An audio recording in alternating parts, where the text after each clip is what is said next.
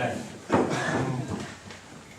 Sometimes we hear messages from people in speeches or on blogs or on tweets or actually in a room with someone else, which we find quite inspiring. And I heard one today.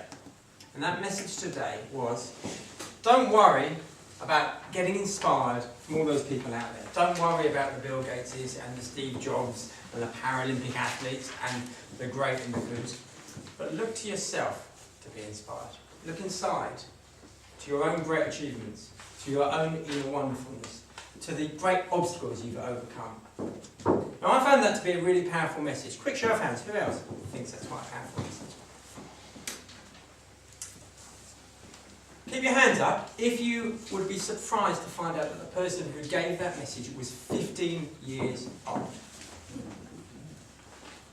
That's what I heard.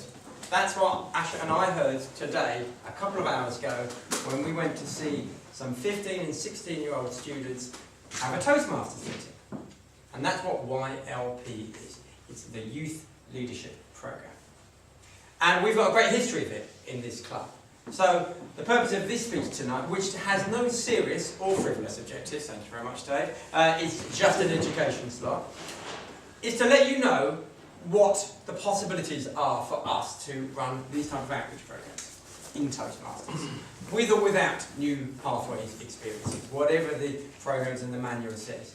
The idea that we can take our skills from this room and help people out there. So we're all in this room, we all came into this room when we first started for one reason, and that was to overcome our fear of public speaking. And plenty of us get to that place. Plenty of us are still on that journey. But when we get to that place, when we think, yeah, I'm good, I want to get better, but I'm now good, I'm now confident, I can now speak well, we may hit a plateau. We may not push ourselves as much as we'd like to push ourselves. So we have an opportunity. And that opportunity is to be brave and go and help other people. And who better to help than young people? Young people, so that they don't turn up to be 21, 31 or even 41, like I am. And still have this fear, and still have this concern about public speaking. So, our great tradition in this club started, I think, about 15 years ago, when we first supported an outreach programme at Reed School in Cobham. And it was supported for many years by June McCulloch, and now the last couple of years taken over by Patrick. Sixth formers, they have a Toastmasters meeting, plus. It's plus dinner and wine and a very pleasant evening. But nevertheless, it's a Toastmasters meeting where we go, give a bit of feedback and do education speeches. Hands up who's been to Reed's, given us a lot. Look at that. So half the room. So we know what that experience is like. How good does it feel? How good does it feel actually when we're down there? Yeah, pretty good. Nerve-wracking. Nerve-wracking, but pretty good. Costa, what do you get out of it? No, about the same. Is everyone actually there? So we do that. It's great at Reed's, and also we know we're supporting confident, able, privileged children. It's an independent school. So a couple of years ago we got approached, and Patrick started running the same type of deal, but without the alcohol, apparently, at Glyn School, secondary school over here in Epsom. And he's run a youth leadership programme there a number of times. Who's been down with Patrick to support Glyn? So fewer, less alcohol, obviously. There's a pattern here, isn't there, Patrick?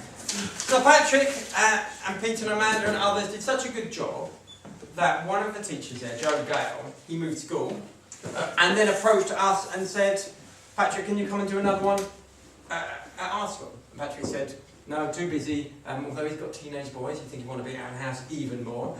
So he passed it over to the club and we took up the mantle. So Pete, Dave, me and Penny Williams, we've been down there. And effectively, we've run a youth leadership programme that culminated this evening. So this is what a youth leadership programme looks like in Toastmasters. It looks like a Toastmasters meeting, really. Nothing more or nothing less. Well, a bit more. The bit more is we provide a few education topics, and we provide a bit more feedback, and we provide a bit more structure, and we provide a bit more demonstrating to get them going. So the first couple of weeks, when we were down there, Pete did the icebreaker speech, and yet they still came back.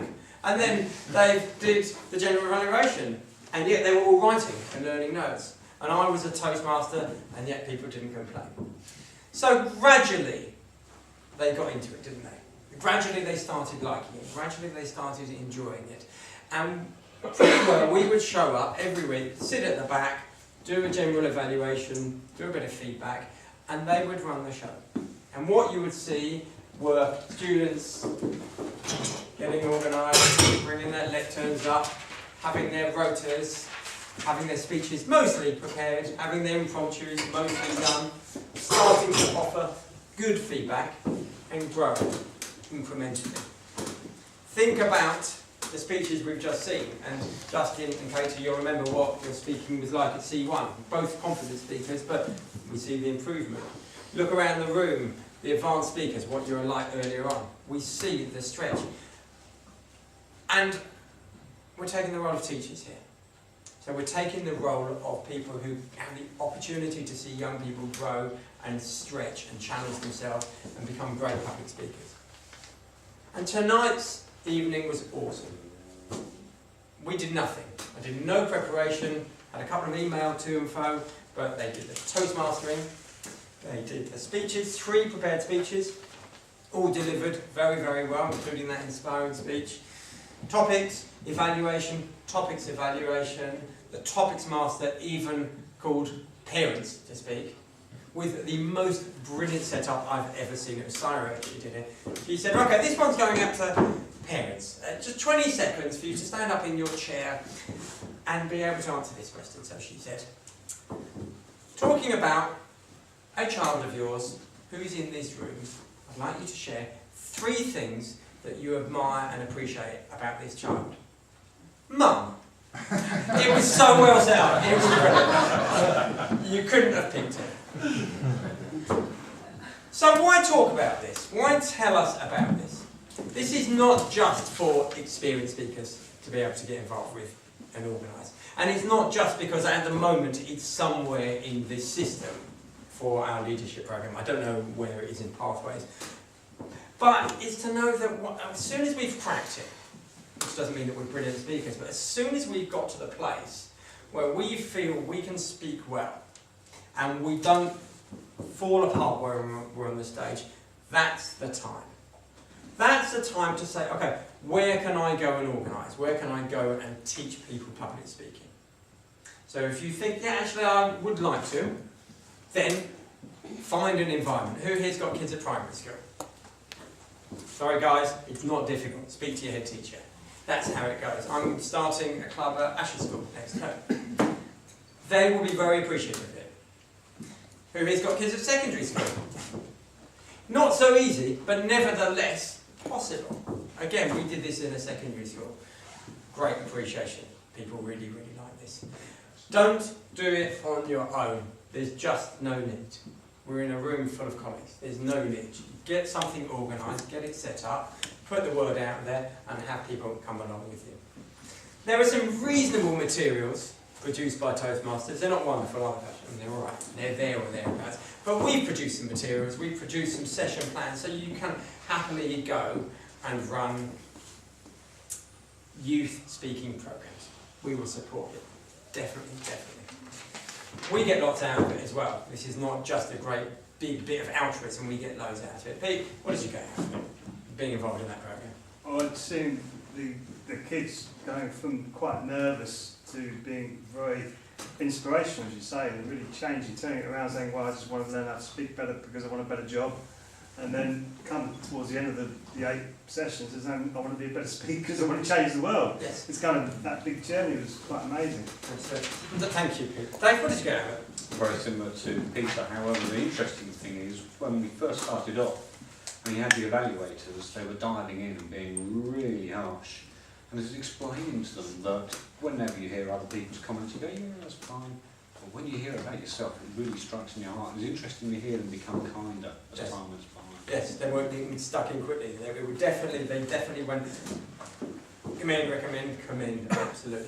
I'm going to finish with a couple of things. Firstly, some quotes. They wrote me some quotes today, things that they felt I can now talk to others more confidently. Attaining the skills and the confidence to talk in front of crowds without breaking down. Let's be honest, Speaking is, in general, is hard, so learning to speak in front of people is very beneficial and it's beautiful.